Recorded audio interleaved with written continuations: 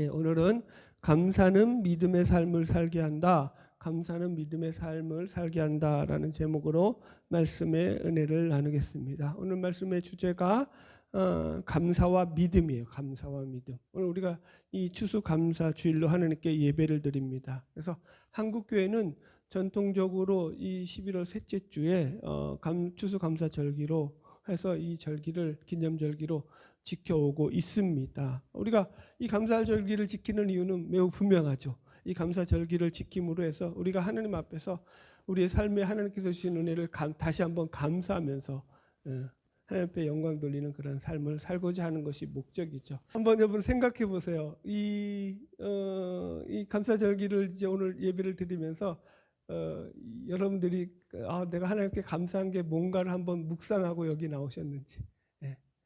제가 이제 이번 주 수요 예배도 그렇고 지난주 참 금요 예배도 말씀드렸지만 저는 이 감사절기가 되면은 저한테는 고문이에요.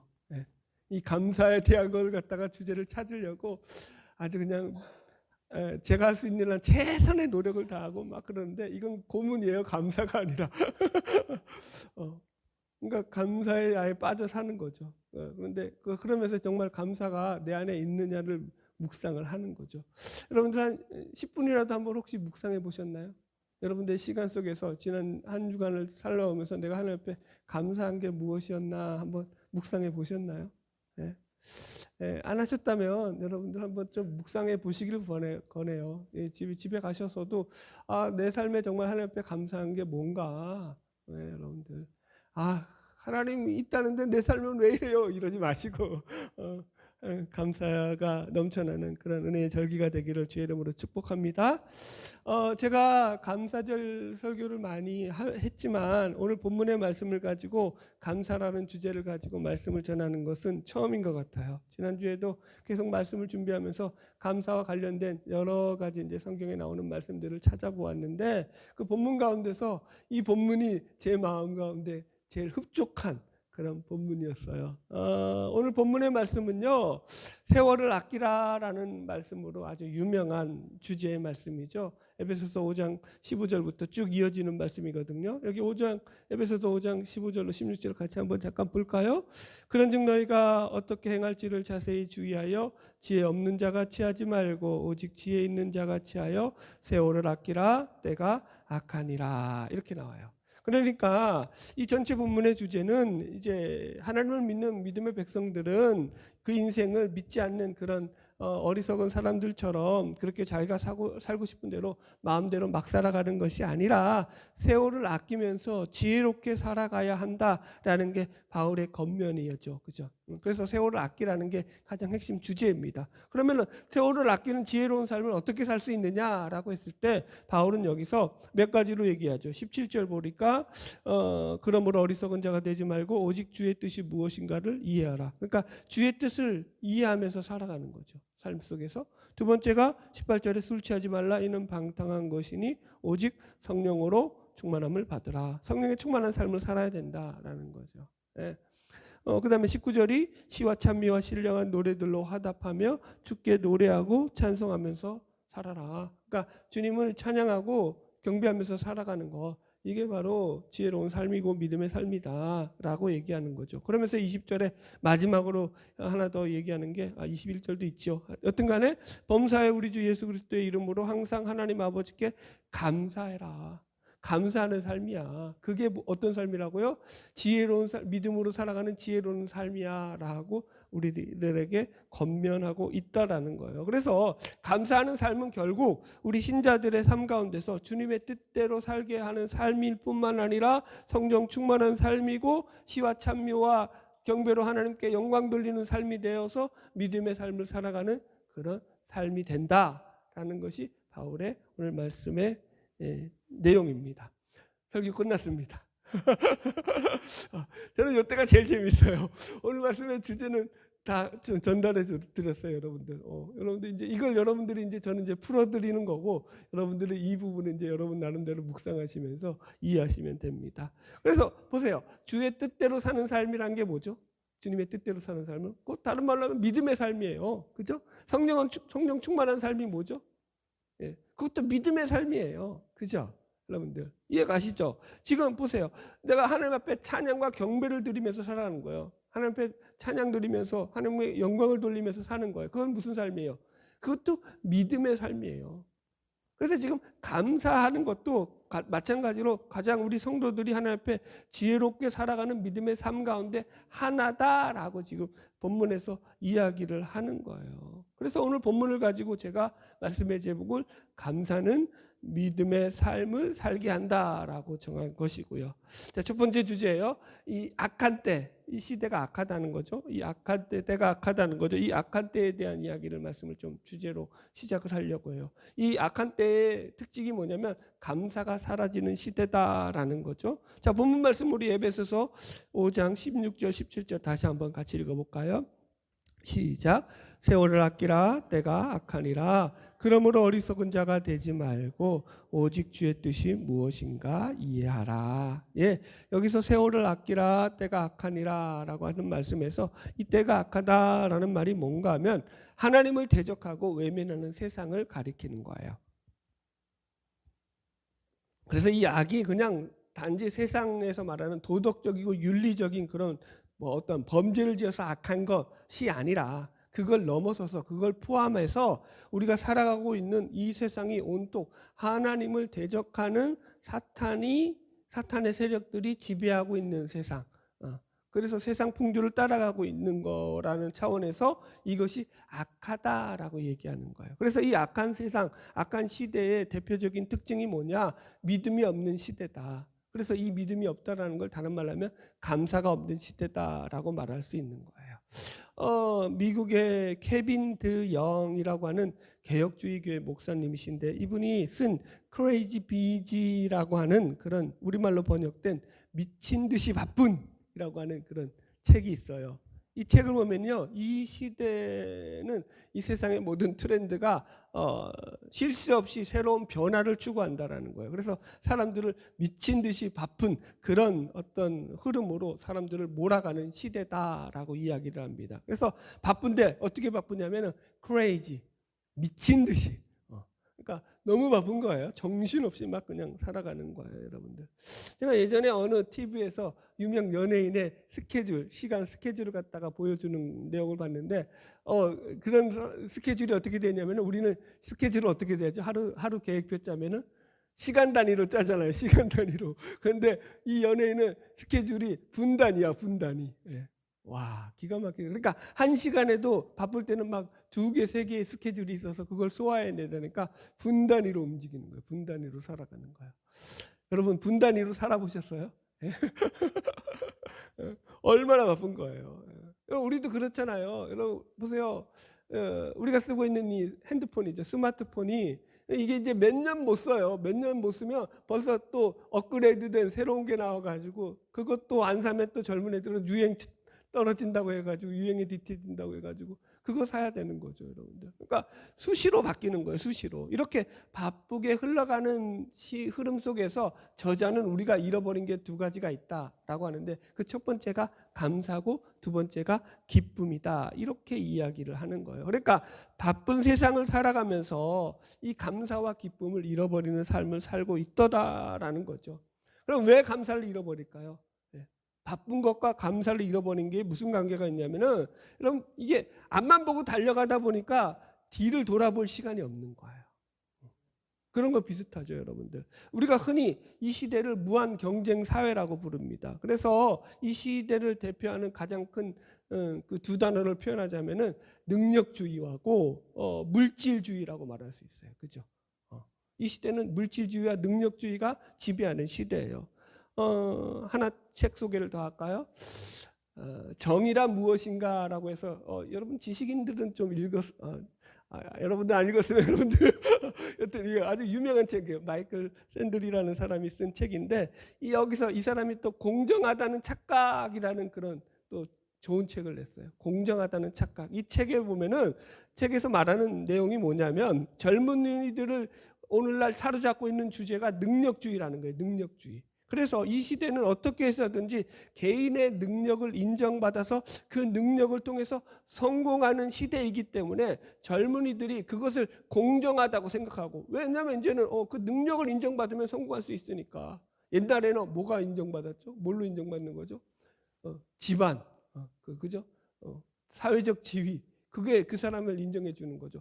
양반 집안, 그런 거죠. 그런데 이제는 능력주의가 인정받는 시대니까 이게 젊은이들한테 그게 공정하다고 생각을 했다는 거예요. 그래서 능력 우선주의 시대가 됐다라는 거예요. 그런데 마이클 샌들이 하는 말은 공정하지 않다는 거예요, 실제로는. 왜 공정하지 않냐면 이제는 능력도 상위에 있는 엘리트들이 자기가 가진 그런 자신들의 부와 권력을 이용해서 거의 독점하고 있는 불공정한 시대다라고 비판을 하거든요. 그가 그 책에 보니까 쉽게 말해서 이제 하버드대라든가 예일대라든가 그 아이비리그 좋은 대학들 있잖아요. 거기에 들어가 있는 이 멤버들을 보면은요, 주로가 다 어떤 인물이냐면 다 사회 고위 상류축의 그 사람들이 차지하고 있다는 그 자제들이. 그러니까 그 아무나 들어가는 게 아니라는 거죠. 물론 이제 개천에서 용나는 경우가 한둘은 있죠. 그건 아주 특별한 경우라는 거죠. 여튼 그래서 우리나라는 더더욱 이 천년자원이라고 하는 것이 아무것도 없는 나라에서 살아남기 위해서는 철저히 더 개인의 능력을 가지고 살아남아야 하다 보니까 이 경쟁이 더 치열할 수밖에 없고, 그래서 젊은이들은 우리나라를 헬조선이라고 부르고 있습니다. 여튼 이렇게 너무나 치열한 경제 사회 속에서 살아남기 위해서 모든 개인들은 자신들이 가진 모든 역량을 다 쏟아 부어야 하는 거죠. 그렇게 발버둥치고 살다 보니까 이 경쟁 사회 속에서 감사라고 하는 감정은 어떻게 보면 사치스러운 감정이 되는 거예요.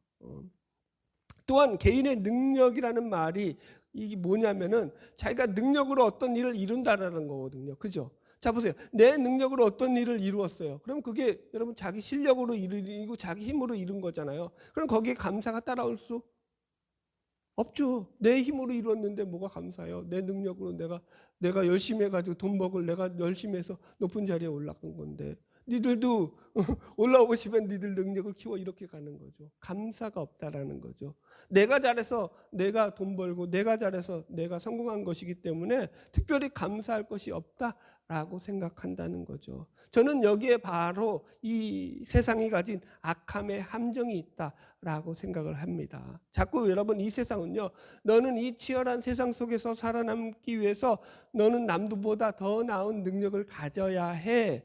너가 남보다 더 뛰어난 그 무언가가 있어야 해. 너는 그걸 만들기 위해서 노력해야 돼. 그게 나쁘다라는 게 아니라 그쪽으로만 우리를 몰아간다고요. 이게 세상 풍조가 가진 함정이라고요. 그래서 이 세상이 만들어낸 잘못된 경주죠. 잘못된 경주의 트랙 위에서 사람들이 너나 없이 여기에 올라타가지고 이렇게 살면 행복한 거야, 이렇게 살면 성공한 거야 라는 그런 삶을 추구하면서 정신없이 앞만 보고 달려가고 있다라는 거죠. 문제는, 그런데 예수를 믿는 우리 성도들도, 우리 신자들도 이런 세상 풍조에 휩쓸려서 이 길을 그대로 달려가면서도 이게 잘못된 줄 모르는 거예요. 여러분 그거 아시죠? 철로 역정에 보면은 이 크리스찬이 이 순례길을 처음 시작하자마자 첫 번째 만났던 그 고비가 뭐냐면은 절망의 늪이에요. 절망의 늪. 시작하자마자 만난 게 절망의 늪에 빠져요. 그러니까 이 무슨 얘기냐면은 그 삶 가운데 세상적인 풍조가 그를 붙잡고 있어서 거기 속에서 휩쓸려 가지고 거기 속에서 이 좁은 문으로 향하는 길을 가는데 가장 큰 장애물로서 첫 번째 장애물이 절망감을 주더라는 거죠. 그래서 여러분, 성경은 이런 잘못된 풍조에 휩쓸리지 않고 세월을 아끼면서 지혜롭게 살아가는 비결이 뭐냐? 바로 감사하면서 살아가는 것이다. 이것이야말로 주님의 뜻대로 사는 것이야. 이것이야말로 믿음으로 사는 것이야 라고 이렇게 정의를 하더라는 거죠. 할렐루야. 두 번째 주제로 넘어갈게요. 그래서 감사는 곧 믿음의 삶이야 라고 이제 제가 설명을 하겠습니다. 여러분, 주님의 뜻대로 사는 삶이라는 것은요, 하나님께 영광 돌리는 삶으로서 믿음의 삶이다라고 계속 설명을 드렸습니다. 그러므로 우리가 감사함으로 하나님 앞에 살아갈 때 우리의 삶을 통해서 하나님이 바라시는 삶을 살 뿐만 아니라 이 세상 풍조에 휩쓸려서 살아가지 않고 하나님이 우리에게 원하시는 그 방향대로 우리의 삶을 가게 되는 거예요. 여러분들 중요하지 않아요? 여러분 예수를 믿는데 내 삶의 방식이 세상을 살아가는 세상 풍조에 그냥 휩쓸려서 가는 방식대로 가면은요, 그거 절망이라니까요.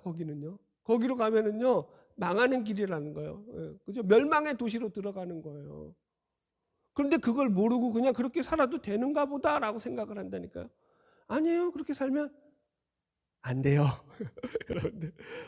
자, 제가 몇 가지 예를 들어 드리려고 하는데요. 성경은요, 의외로 감사와 믿음이라는 것을 하나로 묶어서 설명하는 곳이 여러 곳에서 등장을 하거든요. 예를 들어서 이제 대표적으로 누가복음 17장에 나오는 나병 환자 비유예요. 이 나병 환자 보면은 예수님께서 이제 10명의 나병 환자를 고쳐 주시잖아요. 그죠? 그리고 나서 깨끗한 입은 이 10명의 나병 환자 가운데서 자기 병을 고쳐 주심에 대해서 예수님께 나와서 감사로 예수님 앞에 그 감사 인사를 올렸던 사람은 딱 한 명이 나와요. 사마리아 사람. 그죠?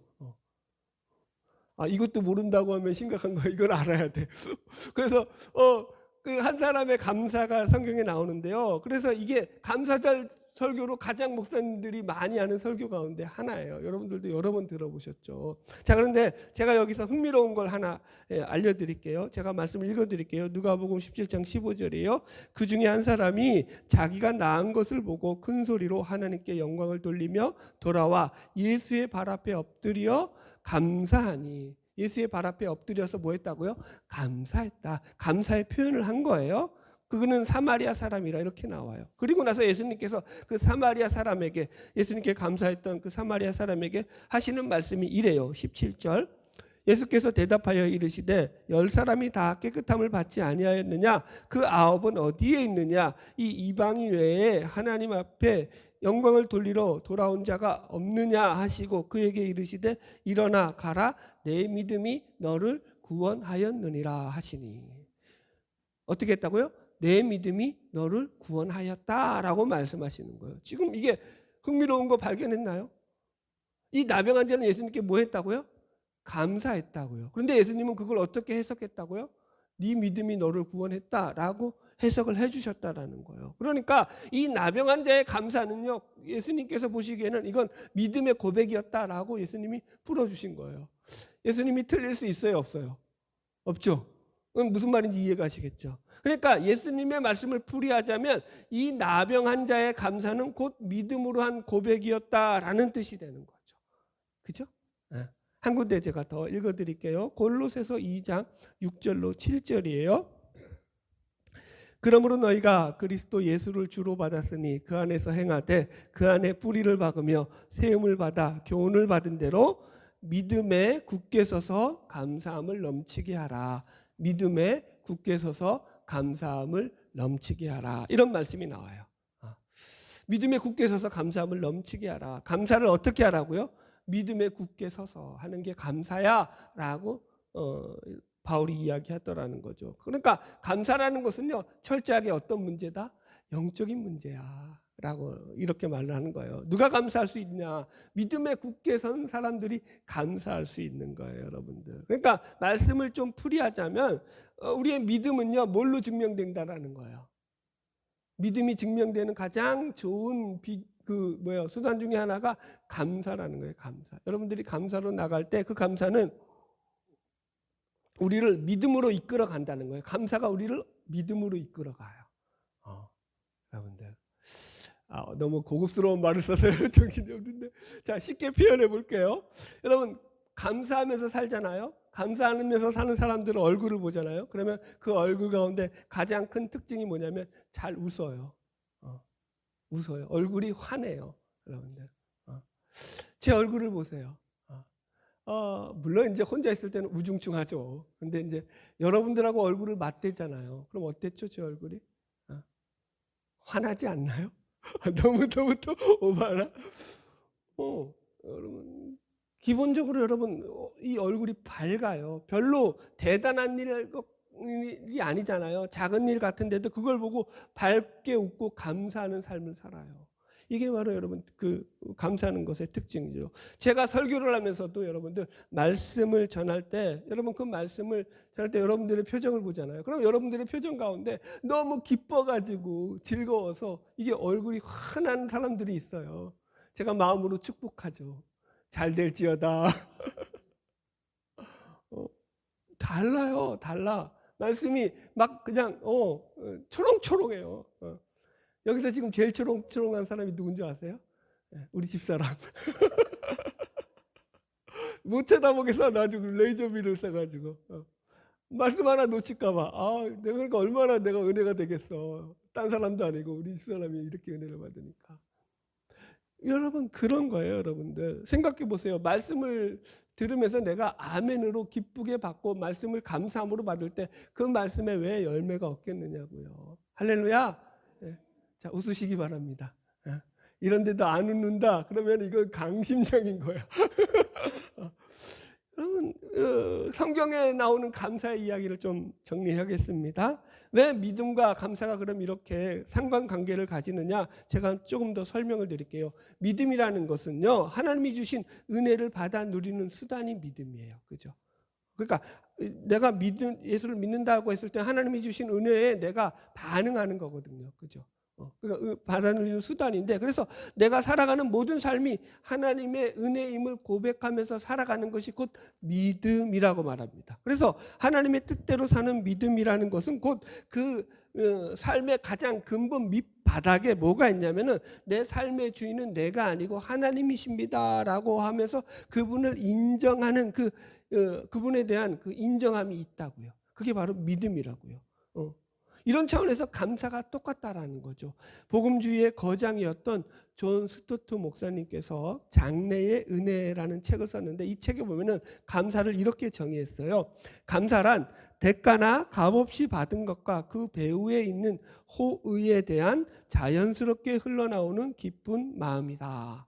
한번 더 읽어드릴게요. 중요하니까. 감사란 대가나 값없이 받은 것과 그 배후에 있는 호의에 대한 자연스럽게 흘러나오는 기쁜 마음이다. 기쁜 마음이에요. 하나님이 주시는 은혜를 갖다가 그걸 받아 누리는 기쁜 마음. 그러니까 감사한다라는 것은 근본적으로 그 본질 속에서 하나님의 주인됨을 인정하고 그 주권에 대한 인정으로부터만 나오는 기쁜 마음. 기쁜 마음. 기쁜 마음. 예. 그러니까 이런 거죠. 감사라고 하니까 억지로 감사해야 되는데 감사거리를 막 찾아. 제가 여러분 그거 얼마나 힘든지 아세요? 예? 감사는 해야겠는데 감사거리는 못 찾겠고, 그러니까 머리에 쥐를 짜는 거지. 감사해야 되는데 뭘 감사해야 되지? 억지로 감사하려고 막. 근데 그게 진짜 감사가 아니라는 거예요. 감사는 내 마음 가운데서 하나님과의 관계성 가운데서 그분이 나에게 베푸신 호의와 은혜를 받아 누리는 것으로부터 내 마음 가운데서 자연스럽게 생겨져 나오는 자연적 감정이고 자연적 정서라는 거예요. 저절로 흘러나오는 거라고요. 그러니까 여러분 억지로 감사하지 않으셔도 돼요. 여러분들. 하나님이 알아요. 여러분들. 이찬수 목사님은 짜내듯이 감사하라 그러는데 몰라요. 나는 안 그래요. 사람이 다르지 뭐. 그렇게 감사할 수도 있는 거고, 저는 그렇게 감사가 안 돼요. 하나님이 주셔야죠. 하나님이 감사의 마음을 주시는 거죠. 그것도. 안 그래요? 네. 공감 안 하시나? 여러분, 우리가 하나님께 드리는 감사는 이게 믿음의 행동이야 라고 말하는 이유가, 믿음과 마찬가지로 이 감사는 어떤 환경이나 조건, 상황적인 것에 감사가 아니기 때문인 거예요. 그 세상의 감사는요, 이런 감사예요. 그죠? 어떤 내가 환경이 좋고 상황이 좋고, 그죠? 어떤 내가 혜택을 누리고 나에게 이익이 되고 좋은 것들이 들어왔을 때 난 좋은 상황 가운데서 너무 감사해. 이런 게 세상적인 감사죠. 성경에서 말하는 감사는 그걸 넘어가 있죠. 환경과 조건을 넘어선 감사라는 거예요. 그래서 이 감사는요, 내 환경과 상황이 어떠할지라도 그 밑으로부터 자연적으로 내가 하나님을 신뢰하고 하나님을 의지하는 그 마음 가운데서 품어져 나오는 기본적인 정서예요. 정서. 흘러나와야 돼요. 여러분들. 그게 흘러나오려면 하나님의 은혜가 내 안에서 체험이 되어야 될 거 아니에요. 그분이 믿어줘야 될 거 아니에요. 그죠? 내가 믿음을 억지로 갖는다고 믿어지든가요? 그래요, 안 그래요? 안 그래요. 제가 강조하는 믿음은 그거예요, 여러분들. 내가 하나님에 대한 그 신뢰감을 내 삶 속에서 하나님을 더 깊이 알아감으로 해서 그걸 쌓아가라는 거예요. 내가 하나님을 알아가면 알아갈수록 내 환경 넘어서 그분이 베풀어 주신 은혜를 우리가 체험하게 되는 거예요. 제가 몇 가지 예를 들어 드릴게요. 예를 들어서 시편에 우리가 시편을 보면요, 시편의 내용들은요, 시편 기자들이 그 시편에 글을 쓸 때 다 어떻게 시작하냐면은 처음부터 하나님 찬양합니다, 경배합니다, 하나님께 영광 돌립니다, 하나님 감사합니다. 물론 그런 시편들도 많이 있어요. 그런데 그런 시편들보다는 우리 마음을 와닿는 시편들이 뭐가 더 많냐면은 시작은 어떻게 시작해요? 하나님 못 살겠어요. 하나님 죽겠어요. 하나님 저 원수들이 나를 가만히 안 둬요. 하나님 이게 뭡니까? 로 시작을 해요. 그걸 갖다가 탄원시라고 하고 환탄시라고 하죠. 삶의 절망 가운데서 내 삶이 왜 이렇게 힘듭니까, 하나님? 하나님 도대체 이렇게 살아가는 게 맞는지 답을 모르겠습니다. 라고 하면서 막 그냥 자신의 고난과 어려움과 절망을 막 터뜨려가면서 시작을 하죠. 그러다가 중반쯤 지나가면 어떤 일이 발생할까요? 그러면서 이제 그렇게 하다가 막 하다가 갑자기 이제 시로 따지자면 이제 1년이 끝났어요. 그럼 2년으로 넘으면 어떻게 바뀌죠? 그때는 이제 하나님에 대해서 이제 조금 이제 자기 감정은 수그러들고, 그래도 하나님이 나의 구원자십니다. 하나님이 나의 도움이십니다. 하나님밖에 내가 의지할 곳이 없습니다. 내가 하나님만을 바라봅니다. 하나님만이 나의 위로입니다. 여기 조금 나아져요, 이제. 그렇죠? 그러다가 이제 3년 마지막 결론에 가서는 어떻게 바뀌죠? 이 시가 나의 구원이신 나의 하나님을 내가 찬양합니다. 나의 반석신 나의 하나님을 내가 경배합니다. 내가 감사로 하나님께 제사를 올립니다. 이렇게 바뀌어져요. 보세요. 시편의 그 시를 쓰는 동안에 상황이 바뀌었나요? 환경이 바뀌었나요? 안 바뀌었어요. 그대로예요. 상황과 환경은 그대로인데 갑자기 환경을 넘어서서 역사하시는 하나님께로 그 시선이 확장되다 보니까 처음에는 절망과 고난과 역경에 대한 이야기를 하다가 마지막에 가서는 뭘 얘기한다고요? 감사와 찬양으로 결론을 맺더라는 거예요. 이게 모든 시편의 여러분들 아주 일반적인 구조예요. 여러분들. 왜 시편이 우리에게 감동을 준다고요? 우리의 삶도 그러하기 때문인 거죠, 여러분들. 그러니까 이게 내가 죽겠습니다로 끝나는 것이 아니라 내가 하나님을 믿음으로 말미암아 나의 도움 되시는 하나님을 내가 찬양합니다로 끝나기 때문인 거죠. 그분에 대한 신뢰와 확신이 더 큰 거예요. 찬양하라 내 영혼아, 내 속에 있는 모든 것들아 하나님을 찬양하라로 끝나는 거죠. 여러분, 이게 무슨 말인가 하면은 하나님께서 우리가 하나님께 찬양과 감사를 올려드릴 때 우리의 삶을 통해서 그 기쁨의 삶을 우리가 살아갈 수 있도록 우리를 책임져 주신다라는 거예요. 그래서 하나님 앞에 감사로 살아가는 삶이야말로 정말로 하나님의 축복을 누리는 기쁨의 삶이 된다라고 풀이를 하는 거고요. 그 말이 그 말인 것 같죠? 달라요, 여러분. 그래서 여러분 생각해 보세요. 우리가 잘 알다시피 사도 바울이 있잖아요. 바울이 복음을 전하다가 옥에 갇히잖아요. 여러 번 갇히죠. 고난도 많이 당하죠. 그래서 옥중서신이라고 해가지고 에베소서, 빌립보서, 골로새서 같은 것은 바울이 옥중에서 쓴 서신이잖아요. 그런데 바울이 그 서신들 속에서 다른 서신들보다 더 많이 하는 말이 뭐죠? 기쁨과 감사예요. 읽어보세요. 그죠? 빌립보서는 그래서 심지어 기쁨의 서신이라고 하고 감사의 서신이라고 하잖아요. 항상 기뻐하라. 쉬지 말고 기도하라. 범사에 감사하라. 항상 기뻐하라. 그죠? 자, 범사에 감사하라. 네가 잘 되든 못 되든 늘 감사하라. 숨 쉬는 것까지 감사해라. 네가 큰 어려움에 처했을 때라도 감사해라. 여러분 잠잘 때에도 감사하십니까? 왜 매일 감사하라고 하죠? 이게 우리의 능력으로 된다는 거 안 된다는 거예요. 우리 능력으로 감사하라는 게 아니라 이게 상황적이지 않고 환경적이지 않다라는 얘기예요. 우리의 범사의 감사는요. 그죠? 내가 어떤 감사할 수 있는 조건과 환경 때문에 감사하는 게 아니라 그 상황과 환경을 넘어서서 나의 삶을 책임져 주시는 하나님에 대한 전적인 신뢰로부터 오는 감사예요. 그래서 항상 기뻐하고 범사에 감사하라. 이게 우리의 신앙의 숙제죠. 범사에 감사하시기를 축복합니다. 자, 말씀을 제가 이제 정리할게요. 제가 말씀을 준비하다가 조영택 목사님의 임종 예배에 대한 동영상을 보게 되면서 큰 감동을 받아서 여러분들에게 잠깐 소개해 드리려고 해요. 이제 여러분들도 이제 집에 가셔서 보실 때 찾아보고 싶으시면 유튜브에다가 조영택 가족 예배라고 쓰시면 돼요. 쓰셔도 돼요. 지금 체크해 놓으세요. 조영택 가족 예배. 그러면 이제 이분이 임종할 때 그 영상이 이제 나와 있어요. 그 동영상에 보면은 이 조영택 목사님 잠깐 소개해 드리자면은 이분은 캐나다 밴쿠버에서 목회를 하셨던 분이고요. 그러면서 국제 코스타라고 해서 외국에 나가 있는 크리스찬 젊은이들을 위해서 이제 여는 기독교 집회가 개신교 집회가 있거든요. 이 집회에서도 계속 봉사하셨던 그런 목사님이셔요. 그래서 이분이 그때 이제 85세의 나이에 2020년도 거야 아마 그때 이제 소천하셨는데 이분이 돌아가실 때 그 임종하시기 그 전날 저녁에 이제 그 마침 예를 들어서 이제 아침에 돌아가셨다고 하면은 그날 돌아가시 그 전날 저녁에 모인 거예요. 가족들이 다 모여가지고 온 가족들이 같이 임종 예배를 드리는데 정말 그 동영상을 보니까 은혜롭고 감동이 제 마음 가운데 밀려오더라고요.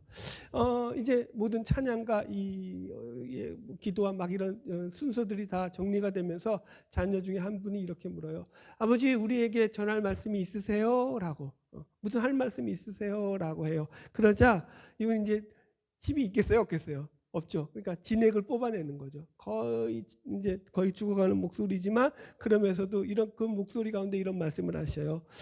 예수님이 말씀하시기를 하나님은 나를 지으시고 나를 만드시고 나를 지켜주시고 나를 세상 가운데 지켜주심을 꼭 믿고 사시기를 바랍니다.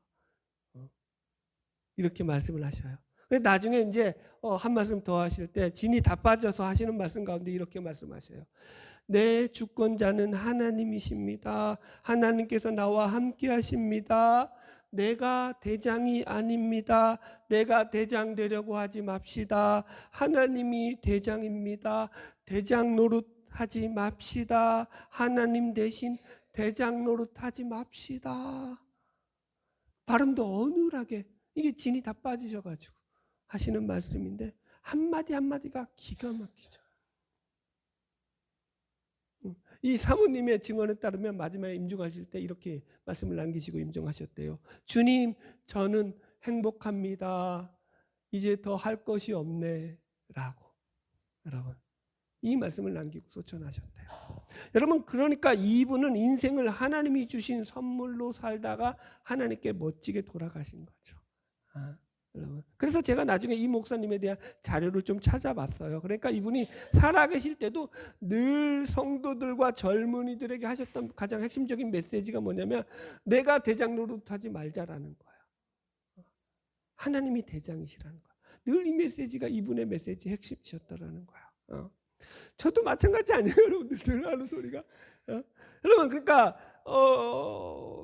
이 목사님의 삶이 바로 우리 신자들의 삶이 되어야 된다는 거예요. 저는 이 목사님이 훌륭하신 것이 목사라서 훌륭한 것이 아니라 하나님을 믿는 한 명의 성도로서 그 삶에 온전한 하나님을 향한 그 삶을 살아냈다는 점에서 훌륭하다라는 거예요. 임종 때에 이제 죽을 거밖에 안 남았잖아요. 그럼 가진 게 뭐가 다 이제 뭐 자기가 가진 명예 그분이 저는 목회를 어떻게 하셨는지 교회가 얼마나 큰지 다 몰라요. 아무것도 몰라요. 그 하나 아는 건 그거예요. 그분이 임종 때 그러시는 거예요. 이제 다 내려놓고 가는데 주님 저는 행복합니다. 주님 저는 행복합니다. 왜 행복하시겠어요? 주님 뜻대로 살고 가시니까 행복하신 거죠. 저와 여러분이 이 고백을 할 수 있는 삶을 살아가기를 소망합니다. 여러분 결국 감사란 믿음이 없고 하나님을 대적하는 이 악한 세상 속에서 우리가 하나님의 뜻대로 믿음을 지키고 믿음으로 승리하는 지혜로운 삶을 살아가는 것임을 기억하시기 바랍니다. 그래서 늘 우리의 마음과 입술에서 감사가 끊이지 않아야 되는 거예요. 억지로 하지 마시고요. 하나님에 대한 묵상으로부터 나오는 진정한 감사를 하시라고요. 하나님을 묵상하지 않으면 감사가 안 나와요. 내가 하나님을 기억하지 않으면 감사가 안 나와요. 내 인생을 바라보면 절망의 늪이라고요. 그걸 넘어가야지 감사가 나온다고요. 여러분들.